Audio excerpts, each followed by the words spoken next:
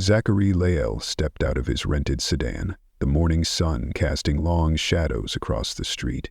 He paused for a moment, eyes fixed on the building that used to hum with life, his café. Or rather, the café his father once ran with quiet pride, the fourth of 9 stores in the small but beloved Lael coffee chain. It used to be a local landmark, the kind of place where people lined up out the door for warm cinnamon rolls and house-roasted espresso every Saturday morning. But now it sat tired and dim, with only a handful of customers and none of the soul that once defined it. 2 patrons exited as Zach stood watching, both with furrowed brows and half-empty drinks. One shook his head, the other muttered something under his breath. Disappointment. Zach pulled his hoodie tighter around his face and adjusted his cap, the bill low enough to cast a shadow over his eyes. No one here would recognize him, and that was intentional. He hadn't stepped foot in this particular store since the day after his father's funeral. Since inheriting the business, Zach had become more of a ghost than a presence. Buried in strategy meetings, vendor contracts, payroll disputes, and expansion goals. He'd let others manage the day-to-day. He didn't even know the current store manager's name, something that gnawed at him now more than ever. When the customer complaints started flooding in, about rude staff, long waits, burnt coffee, Zach had brought it up with Miles, the district manager, but Miles dismissed them with a corporate shrug, calling it growing pains. There was a crack in his voice, though, a tightness, and it had stuck in Zach's mind like a splinter. So Zach came here today not as the owner, but as a stranger. He let his beard grow, swapped his tailored suit for worn jeans and a university hoodie, and added thick-rimmed glasses that made him look like an exhausted grad student. No one here would suspect a thing. His father had always managed this location personally. These people didn't know his face, only his signature on paycheck. As Zach pushed open the front door, he was hit with the acrid stench of burnt espresso. The music blasting from the speakers was jarringly upbeat for a morning crowd, and a sticky trail of syrup shimmered on the front counter beneath the fluorescent lights. It was chaos, veiled in routine. He joined the short line behind a young mother juggling a screaming toddler in an overstuffed diaper bag. Behind the counter stood a barista, her platinum blonde hair barely restrained by a messy bun. A phone peeked from under her apron strap. She glanced up, eyes vacant, then looked back down at her chipped nail polish. "Next," she said, not even trying to smile. The mother stepped forward, stumbling through her order while the child in her arms wailed. The barista sighed and rolled her eyes with such force it was visible even from behind. Zach's stomach sank. When it was his turn, he stepped forward and murmured, "Large black coffee, please." The girl didn't speak. She tapped the screen with a dead-sized precision, hand outstretched, without a glance. Zach paid in cash, the bills crumpled and moved aside silently.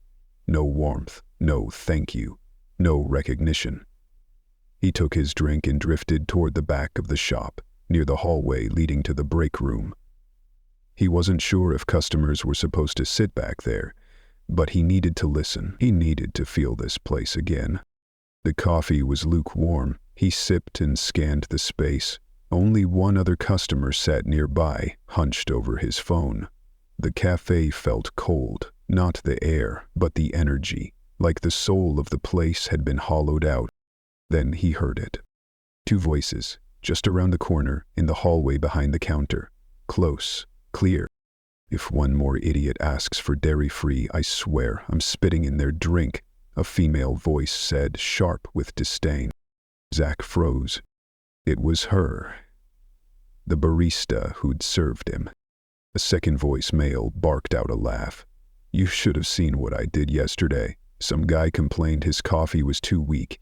I told him, that's what you get for ordering drip at a real cafe." They laughed, loudly, unapologetically. Zach's pulse thundered in his ears. The girl added, "I don't even care anymore. This place is a joke. They're so short-staffed they'll never fire us. We run the place now." And then the boy's voice again. "I told Miles we should stop wasting time training the new girl. She's too slow," told him straight up. "Either she speeds up or we cut her hours." A sick churn coiled in Zach's stomach. The new girl? He didn't even know there was a new hire here. And who the hell let baristas make those decisions? He stood slowly, hands clenched around the cup, now cold in his palm. He walked deliberately toward the counter as the two emerged from the back. The guy was tall, wiry, with a practiced smirk that vanished the moment he locked eyes with Zach. Hey, can I help you?" the male barista asked, voice tight. Zach said nothing. He stared. And then, with quiet control, turned and walked out. He sat in his car, the door shut tight against the noise of the world. Silence engulfed him. His fingers tapped a nervous rhythm on the steering wheel. The nausea wasn't just from the coffee. It was the betrayal, the rot. He'd been so focused on scale, on numbers and metrics, he'd let the heart of his father's legacy fester. Respect, warmth, service, those weren't just brand words. They were truths, sacred ones. And now, kids like that were rotting the foundation from within. Zach pulled out his phone and dialed the one person he still trusted in the business, his assistant, Lee. "I need the full employee list for Store 4, he said, voice steady but fierce. "Send me their schedules, and find out when the new girl's next shift is." Lee hesitated. "Is everything okay?" "No," Zach replied, eyes fixed on the building across the street. "But it's about to be." He got out, walking around to the back entrance of the cafe. This time, he wasn't just here to observe. She was here to take it back. Zach leaned against the cool brick wall outside the back entrance, eyes locked on the staff parking lot. The early morning air bit at his skin, a harsh reminder of how unforgiving dawn could be. Frost clung stubbornly to the car windshields, and the sun had barely started to melt the edge of night off the rooftops. He checked his watch. 6:23. He'd been here since 5:45, parked in silence, nursing stale thoughts and too many memories. According to the schedule Lee had sent over, the new hire, Ava, was slated to open today. Same shift, same staff, same two baristas who joked about spitting in drinks and deciding fates like gods behind a counter. Zach hadn't slept much. Their voices had replayed on loop in his mind like a broken record, cutting someone's hours with a laugh, dismissing a new hire like she was just clutter. Every part of it felt like a betrayal, not just of the business, but of his father's legacy. A white Toyota pulled into the lot and parked near the dumpster. A young woman climbed out, tugging a knit beanie over her ears and slinging a canvas tote over her shoulder. She paused for a heartbeat, facing the building like she was bracing herself for impact. Zach recognized that look. It was the silent ritual of someone forcing themselves to survive another day. He followed from a distance, careful not to startle her. As she unlocked the back door and stepped inside, Zach slipped a foot in to catch it before it shut completely. Startled, she turned. "Oh, sorry, I thought I locked that." "You did fine," he said quickly, pulling off his hood. "Supposed to be shadowing today. Name's Kalb." She hesitated a moment before shaking his hand. "Hava, first shift?" Zach nodded. She led him down the narrow hallway, her voice steady but tinged with fatigue. "You're not late, so that's already a win. Mornings can be rough, especially if you're not used to the pace." The staff room was cramped and worn, like no one had bothered to care for it in years. 2 dented lockers, a wobbly folding table, and a box of stale powdered donuts greeted them. Zach matched her movements, slipping on an apron. He watched Ava move. She was efficient, but every gesture held a slight pause, like she was always waiting for someone to tell her she was doing it wrong. "You'll probably be on dish and restock," she said. "That's where they start people." Got it. You like it here? He asked, keeping his tone light. Ava tightened her apron and shrugged. It's fine. I just need the hours. I'm in school, so I take what I can get. Before Zach could ask more, footsteps echoed. The back door creaked open, and in walked Logan, the tall barista from yesterday, chewing gum, earbuds looped around his neck. You're early, he muttered to Ava without looking at her. Then his gaze fell on Zach. Who's this? New hire. Ava replied simply. First day. Logan sized Zach up. They keep sending us people. Not sure why. We're full. Zach kept his face unreadable. Just doing what I'm told. Logan grabbed an apron and tossed instructions like confetti. You're on register, he told Ava. Calb, you're on dish. Don't get in the way. No greeting, no warmth, just control. Zach leaned toward Ava. He always like that? She offered a tight smile, more survival than amusement. Mostly. Just keep your head down and you'll be fine. The main floor was still dim, shadows stretching across the counters like the ghosts of better days. Mira, the blonde barista, was already fiddling with the espresso grinder. She didn't look up when Ava greeted her, just adjusted the settings and walked away. Zach slipped behind the dish station. The sink was a mess. Milk-crusted pitchers, broken drain boards, cracked bins. It spoke volumes, not just about disorganization, but neglect. By 7:15, customers trickled in. The shift moved fast, too fast. Ava tried to stay ahead, but the tension thickened like syrup. A woman snapped at the counter. I said no whipped cream. Ava apologized and reached to fix it, but Logan snatched the cup and dumped it dramatically in the sink. Do it again, he said flatly. Then to the customer, sorry, she's still learning. The woman shot Ava a look, sharp and dismissive. Ava's hands trembled as she remade the drink. Zach caught her eye. You were fine, he said gently. She nodded slightly but said nothing. By 8 o'clock, the cafe was bursting. Lines stretched to the door, mobile orders kept coming, and the pressure turned into friction. Mira started skipping steps, hot drinks with no sleeves, names misread, drinks underfilled. This is supposed to be a cappuccino, a man said at pickup. It is, Mira muttered without looking up. It's mostly milk. That's not a cappuccino. I don't make the rules. She shrugged and walked away. The man left, shaking his head. Logan smirked. Next time, just call it a dry latte. They don't know the difference. Mira laughed. Ava didn't. Zach watched everything. The broken respect, the subtle cruelty, the indifference. He stepped away from the sink and approached Ava. You need a break? He asked quietly. She wiped her hands. No, I'm good. Your hands are shaking. She paused, eyes low. I'm just trying not to screw up. I need this job.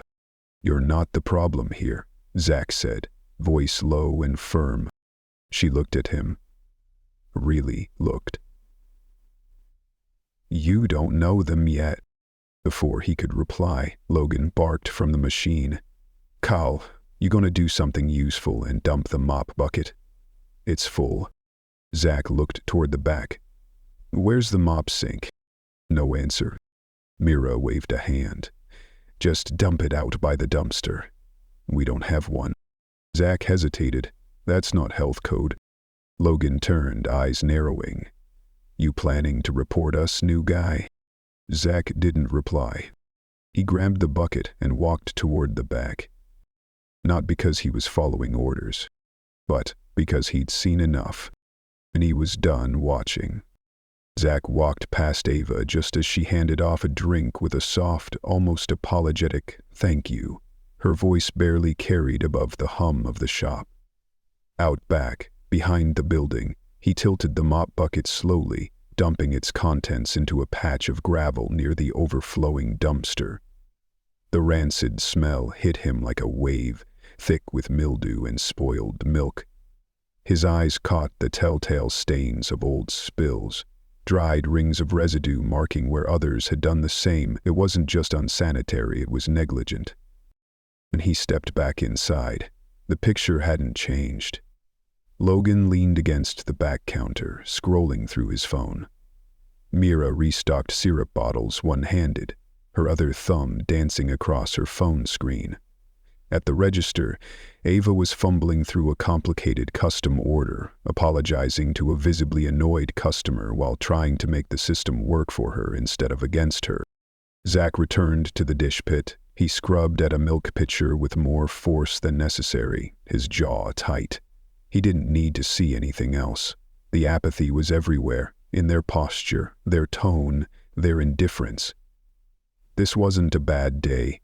It was a symptom of something deeper, a slow, quiet rot that had spread while no one was looking, and he had let it happen. He glanced toward Ava again. She was wiping down the counter, head down, shoulders rounded like she was carrying invisible weight. She looked smaller today, not physically, but emotionally, diminished. Zach dried his hands and stepped into the break room. He pulled out his phone, took one steady breath, and called Lee. "I need the regional manager here tonight," he said the second she picked up. "We're shutting the store down, full staff reset, retraining, and I want to meet Ava, somewhere off-site, somewhere quiet." Lee paused. "Everything okay?"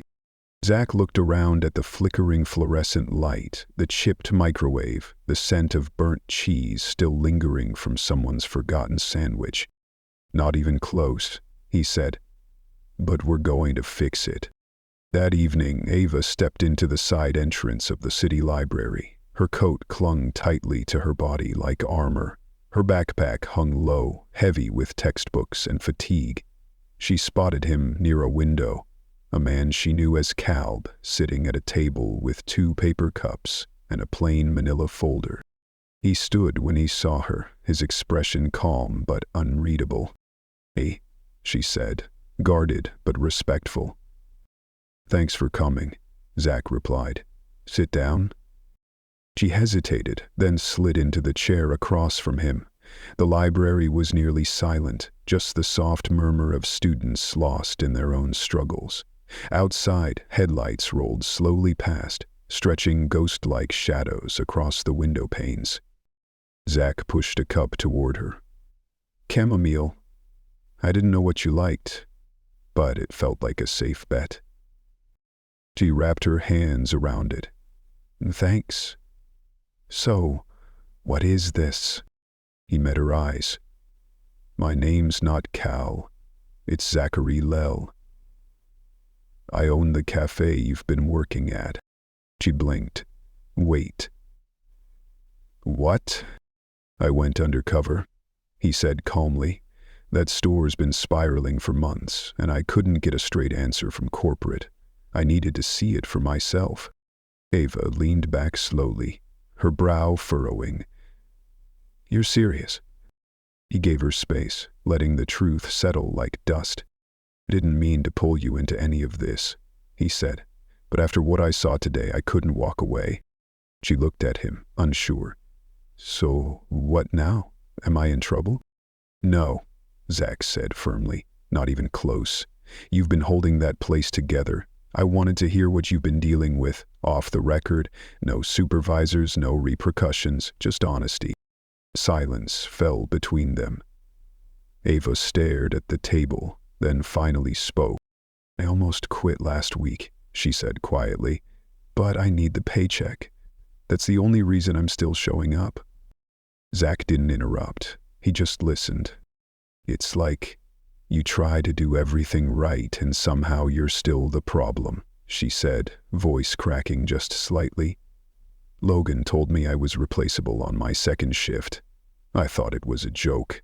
Then Mira started freezing me out, telling me to just watch, but when customers complained, they'd pin it on me." Her hands were tight around the paper cup now. "They don't train anyone," she continued. "They just throw you into the rush, and if you ask for help, they act like you're slowing them down." "How long have you been there?" 3 weeks, she said. Feels like a year. Zach's heart ached at the fatigue in her tone. Has any manager ever checked in? Ava gave a short, bitter laugh. Miles came in once. 10 minutes. Logan stood next to me the whole time. Zach reached for the folder and opened it. Here are the last 3 schedules. You've been understaffed by 2 every morning. No requests for extra coverage, and the schedules haven't been updated in over a month. Ava's eyes scanned the sheet. So Mira's been closing and opening back to back? She didn't volunteer, Zach said. Logan's been submitting the schedules, and Miles has been approving them without reading the logs. Ava leaned back, realization flooding her face. So they've just been doing whatever they want. Not anymore, Zach said, closing the folder. What are you going to do? Elder called the regional manager. That store closes for 3 days starting tonight. We're bringing in a temp crew to deep clean, restock, and retrain every employee. Her eyes widened. You're shutting it down? It's the only way to fix this without just taping over a cracked wall. We'll still pay everyone who was scheduled, but only the ones who show up for retraining will be considered for rehire. Ava stared at him, stunned. You're giving them a choice. I believe in second chances, he said, but not in enabling apathy. If they want their jobs, they'll have to earn them. She looked down at her tea. What about me? You already earned yours, Zach said gently. We're promoting you to shift supervisor. That's not just a title. You'll be part of store meetings, you'll help set schedules, and we'll pair you with one of our top senior trainers. I want your input on how we rebuild. Ava's lips parted, but no words came out. Heal me, she whispered. Because you care, he said simply. And because you didn't fold, even when that would have been easier. We need that. Ava traced her thumb along the rim of her cup. I don't know if I'm ready. You weren't ready for what they threw at you either, Zach said. But you showed up, that counts. She nodded slowly. So, what happens tomorrow? I'll meet you outside the cafe at 7. We walk the team through what's changing. Anyone who pushes back gets 1 warning. After that, they're out. Ava's jaw tightened. Logan's not gonna like that. Zach's expression didn't change. He doesn't have to. For the first time, she let out a breath and relaxed her shoulders. Okay, I'll be there. He stood, slipping the folder into his bag. Get some rest. Tomorrow's going to be a long day. As she gathered her things, she hesitated. Why now? Why not months ago? Zach looked her in the eye. Because I stopped listening to the floor. I let reports replace reality. That's on me. She nodded solemnly. Then I guess we both have something to prove. Zach gave her a respectful nod and walked out, silent and steady. That night, back in his hotel room, Zach stared at the wall. He thought about Ava, about the shift, and about his father, sitting across from him years ago in a cracked vinyl booth at their first cafe. Trust is built from the counter up, his father had said, not the office down. Somewhere along the way, Zach had forgotten that. But tomorrow he'd begin again, from the counter up. And as the first sliver of sunlight touched the streets the next morning, a temporary operations team wheeled crates of supplies through the front doors. New pastry racks replaced the warped ones. A sign hung in the window. Closed for internal renewal, reopening soon with purpose. A bright white sign hung on the front door of the cafe. Training in progress. Reopening soon. Several regulars slowed their pace as they passed, pausing to read the unfamiliar message.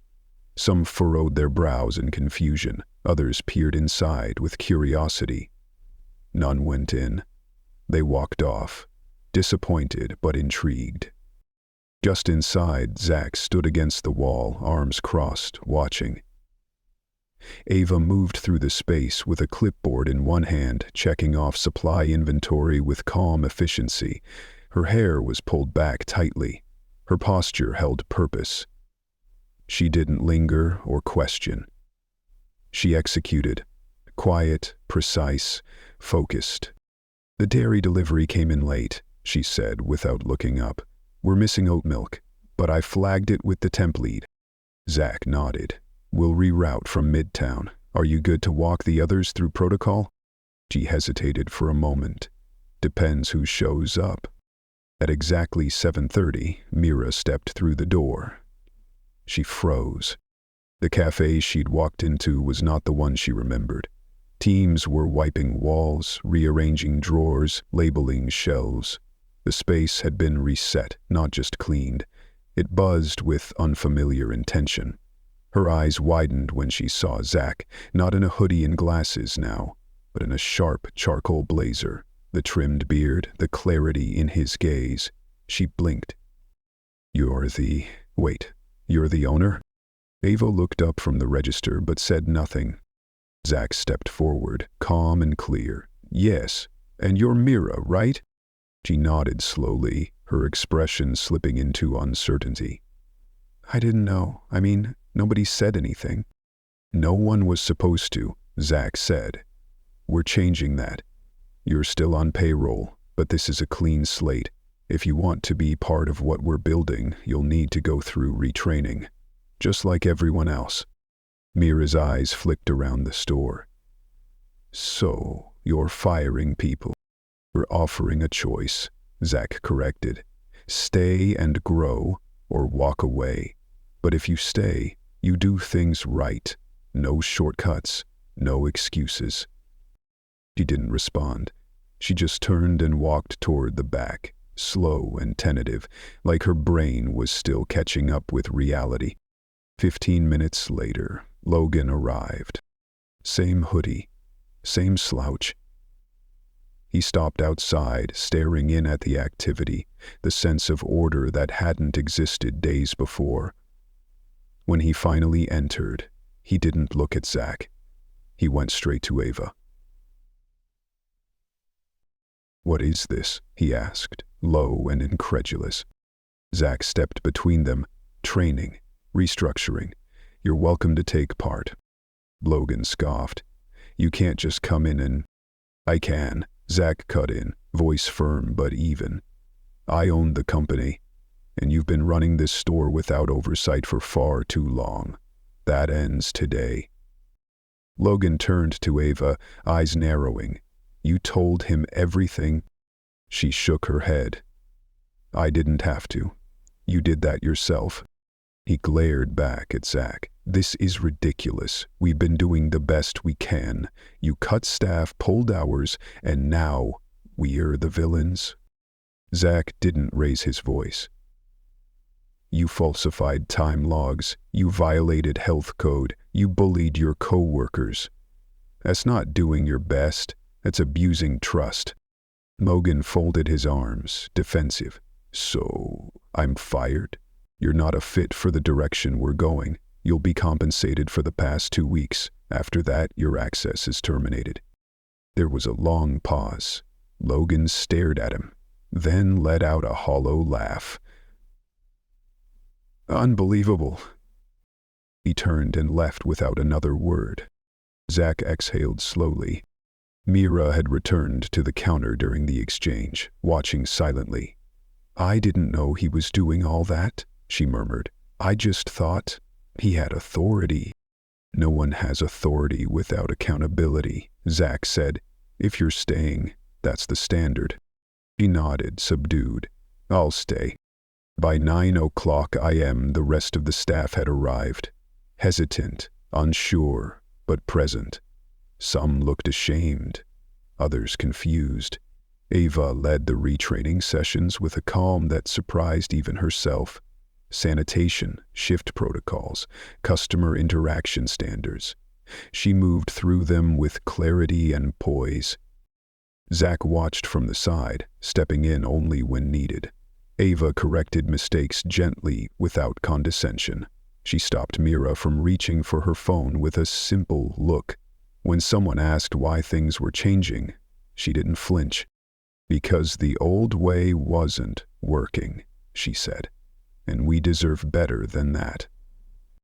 By late afternoon, the deep clean was complete. A new mop sink gleamed in the back hallway. A rotating break schedule, thoughtfully crafted, was pinned to the staff fridge.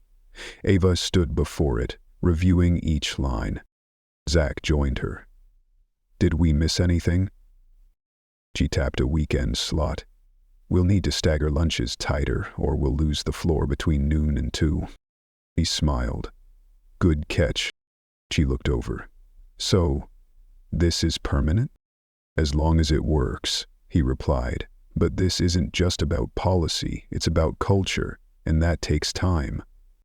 I know, she said. But it has to start somewhere.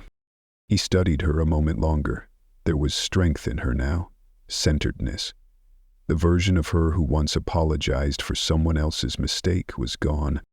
You ever think about management long term? He asked. She blinked. Are you offering? Not yet, he said with a grin, but I'm watching. At closing time, the temporary team packed up. Only 3 original staff members remained. Ava, Mira, and Theo, a part-timer who had weathered the storm quietly and was finally stepping into the light. Zach flipped off the lights. Mira approached him. I've been thinking, she said. I've worked in cafes since I was 17. I used to love it. Then it became about just surviving the shift. He didn't interrupt. I want to like it again, she said. I don't know if I can lead, but I'll show up. That's a start, he replied. Outside, the night was still. Zach locked the door and turned to Ava, handing her the keys. You'll open tomorrow.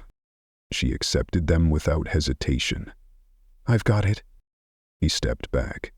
Call me if anything feels off. I mean, anything. I will, she said and tucked the keys into her coat.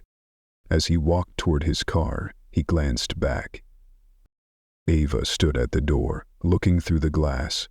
Not just at a clean cafe, but at something reborn. Not with money or marketing, but with grit and trust. The machines gleamed, the tables were spotless. The silence inside wasn't heavy anymore, it was peaceful. It had taken 3 days, but the rot was gone. And now, finally, this cafe was ready to live again.